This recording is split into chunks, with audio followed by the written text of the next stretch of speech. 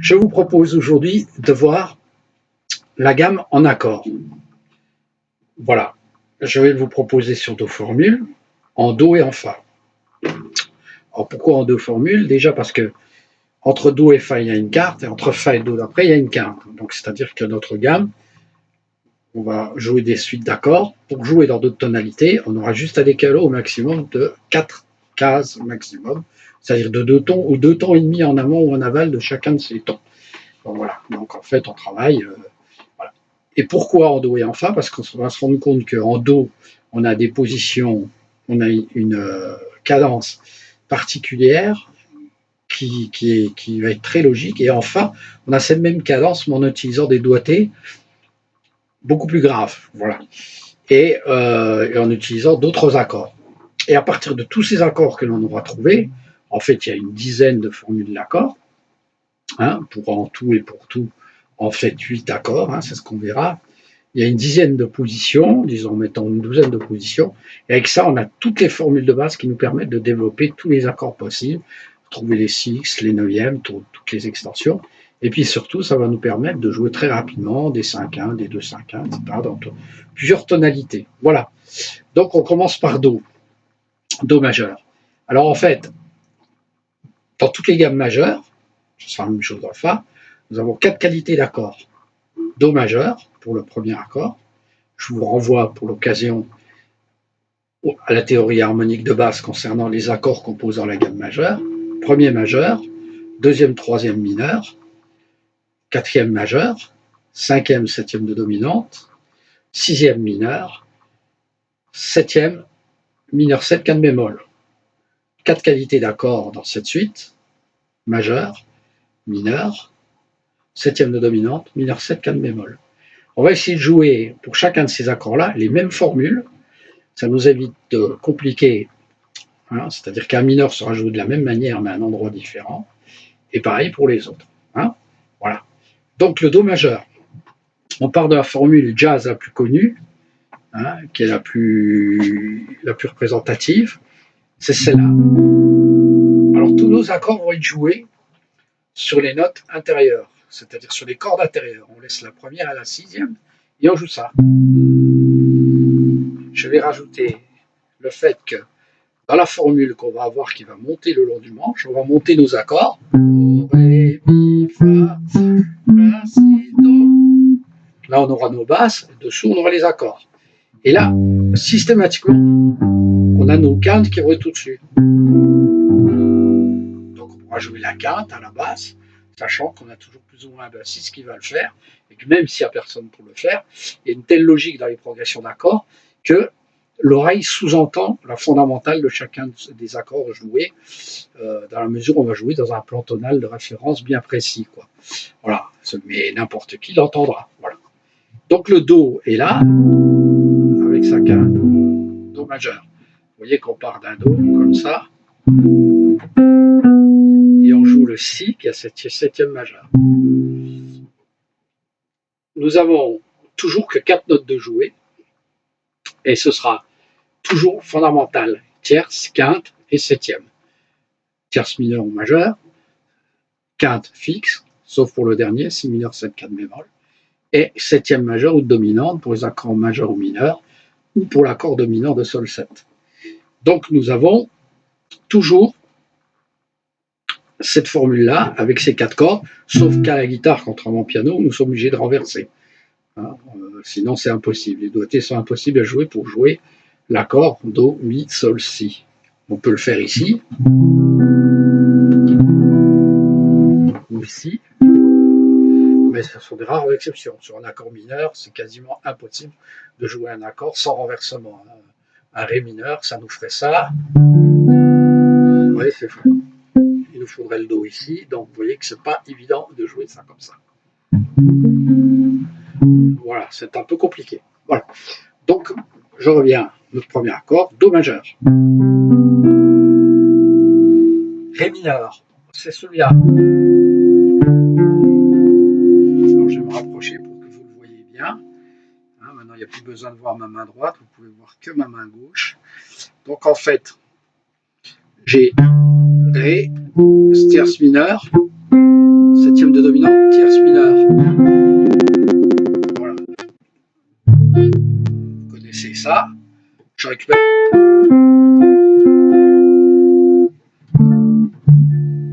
Ré septième de dominante.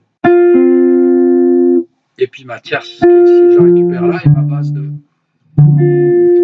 Avec sa quinte. Donc Do, Ré, et là je peux jouer la quinte ici si je veux. Le Mi, je monte de 2 cases, avec sa quinte. Donc Do, Ré, Mi, Fa. Ici je vais avoir le Fa majeur, avec sa quinte. Ok, je résume. Do, Ré, Mi, Fa. Ok. Le Sol, ben, je vais faire mon barré de Sol facile, hein, qui est comme ça. Hein, vous savez, vous avez le La ici. La 7, comme ça. Donc, je vais le jouer ici. La mineure, je vais le retrouver comme il était là, avec sa quinte, comme le Ré ou le. Voilà. Et il me reste le Mi mineur 7 canne bémol, que j'aurai ici à la 14e case, que je retrouve là. Plus facile à faire là. Alors à noter que cet accord-là, on voit que c'est un accord majeur. Si je fais un Si bémol majeur et que j'augmente ma basse d'un demi-ton, j'ai un Si mineur, canne bémol et septième de dominante. Logique, la tierce est mineure au lieu d'être majeure, par rapport à un accord. La quinte est bémol au lieu d'être normale, juste, et la septième est de dominante. Donc tout ça, les trois tons par rapport à un accord majeur. Si je voulais faire Si majeur, Si bémol majeur, je descends tierce mineure, de tierce majeure à tierce mineure, de quinte à quinte bémol, de septième majeure à septième de dominante. Et voilà, je descends tout ça d'un demi-ton. Voilà. Et là, donc là, ça, Si bémol mineur, 7 quinte bémol, et là, Si mineur, 7 quinte bémol. Voilà, c'est un demi-ton au-dessus. Voilà. Donc je résume cette cadence qu'il est important de travailler. Pardon.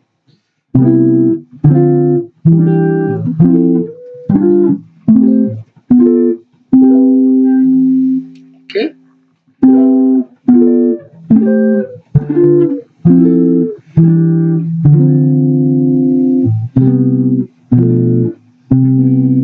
Ok, voilà.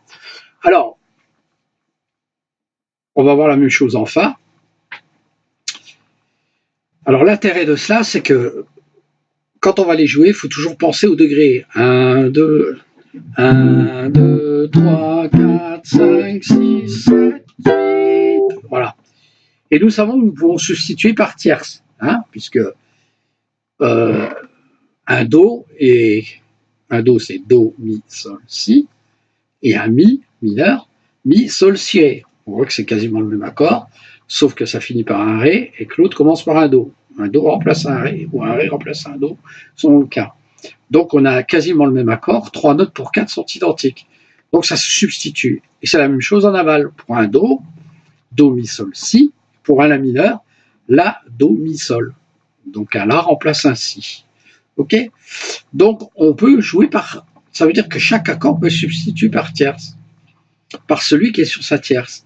Alors, ça c'est intéressant dans le jazz. Pourquoi? Parce que le bassiste va jouer les fondamentales.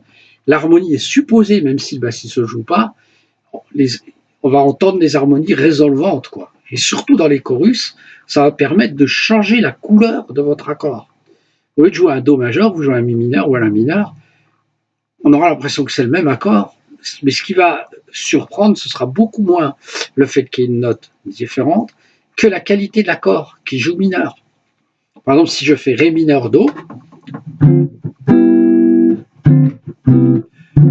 aérien, léger, en pensant que ça résout, ça assoit. Si je remplace ça par un accord mineur, son accord mineur le plus évident qui est Mi mineur, ici, je vais avoir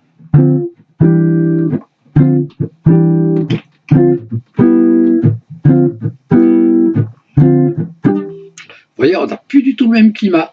Mais ça ne change rien. On peut jouer, si vous avez une phrase quelconque, cette phrase marchera très bien sur ce contexte, dans ce contexte.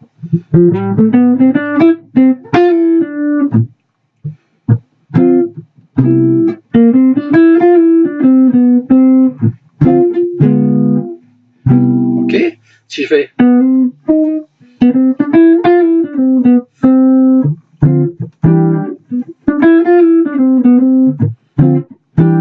passe très très bien, ok. Voilà, si je fais un la mineur, je vais le faire ici, le la mineur. Plus facile. La mineur à place de do, je vais. C'est plus clair. Hein. La relative majeure mineure, mineur en aval, majeur en amont. Là, alors, on voit quasiment pas la différence. Hein.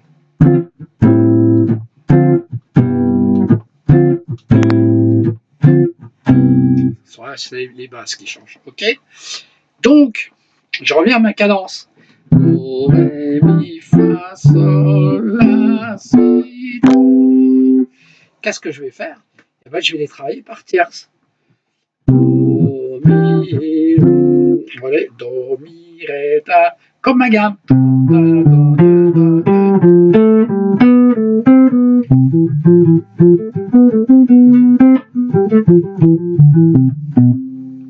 Je vais les jouer dans ce même esprit.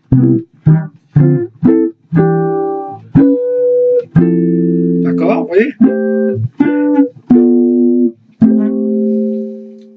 Et ça va nous permettre, une fois qu'on a l'habitude de le jouer comme ça va nous permettre de repérer des automatismes et de pouvoir à tout moment substituer un accord par un autre.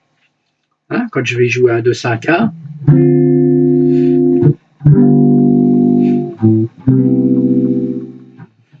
je vais substituer, bon.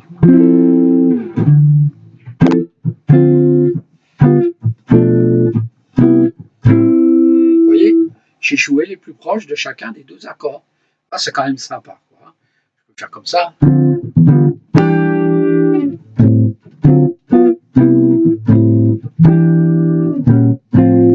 voyez, voilà, ça va vous permettre de jouer ces gammes. Voilà, donc, je répète, travaillez votre gamme de Do pour bien la repérer, comme ça.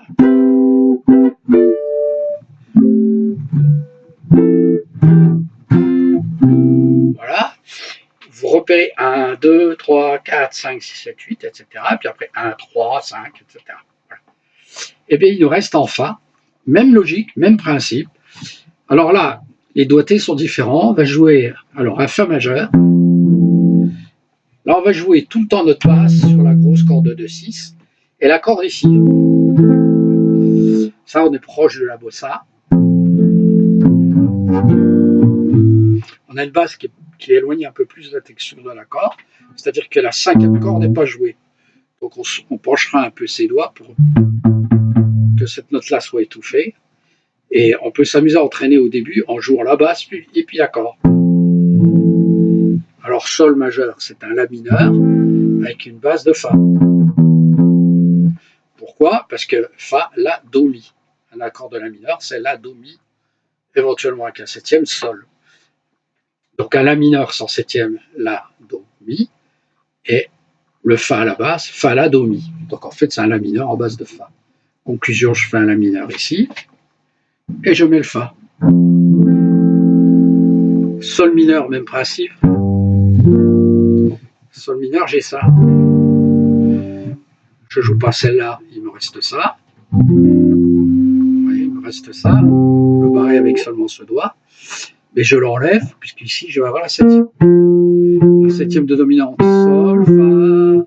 Septième de dominante, voilà. Donc, facile à jouer. En fait, je barre. Je barre ça, mais voilà. Voilà. Donc, en fait, c'est un accord de La majeur, un Si bémol majeur, avec une base de Sol. Hein, et après, j'ai La mineur.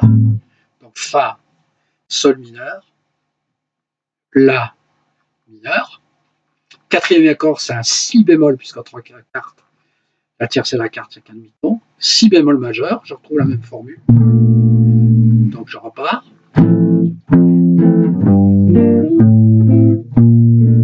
Okay. 7. Donc, Do, la même chose que tout à l'heure pour l'accord mineur, sauf que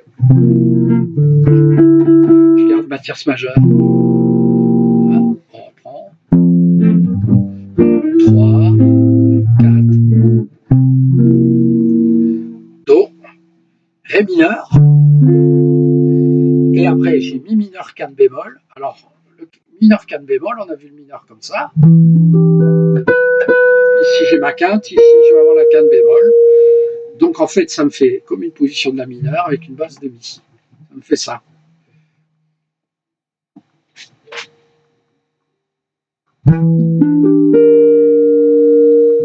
Donc ici, ici et ici.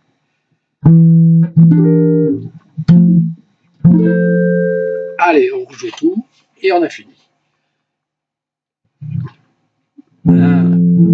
Sol mineur 2, La mineur 3, Si bémol 4, Do 7, 5, La mineur 6, 7,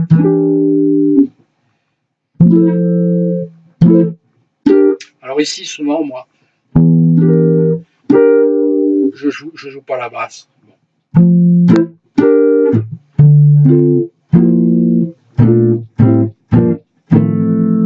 Voilà. Et pour terminer, même principe, je joue par tierce.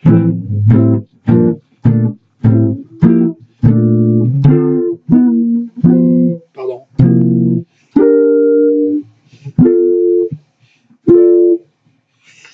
Je me perds. Voilà. Voilà. Donc, ben, voyez c'est cela, parce que même si vous ne retenez pas la progression tout de suite par cœur, vous avez déjà la position des principaux accords majeurs mineurs, septième de dominante et mineur 7 quinte bémol, et ça va vous permettre de les jouer dans n'importe quelle tonalité.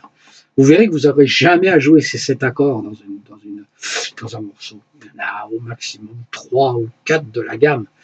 Hein, puisque vous avez le 2-5-1, le 6-2-5-1, et après c'est rare que vous en ayez plus.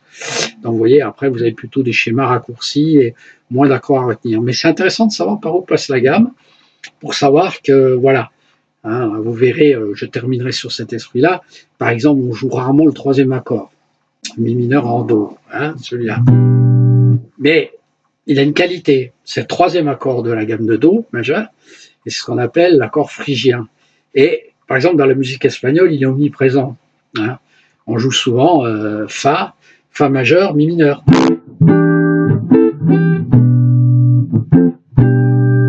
Voilà. Vous voyez, c'est fréquent ce genre de formule. Donc, quand vous arpégerez ou quand vous jouez l'accord de Mi mineur, vous entendrez par exemple un trompettiste ou un choriste qui a tendance à jouer un peu hispanisant sur votre gamme de Do majeur. Bah, vous vous dites, bah, au lieu de résoudre en Do, je vais résoudre en Mi mineur. Et vous allez accentuer cette ambiance-là. Voilà. C'est un exemple parmi tant d'autres. Hein, quand vous allez jouer Si mineur 7 quinte bémol, à place de Ré mineur, hein, puisque bon, ben, vous allez accentuer l'instabilité. Vous voyez, vous pouvez jouer par exemple 2-5-1 comme ça.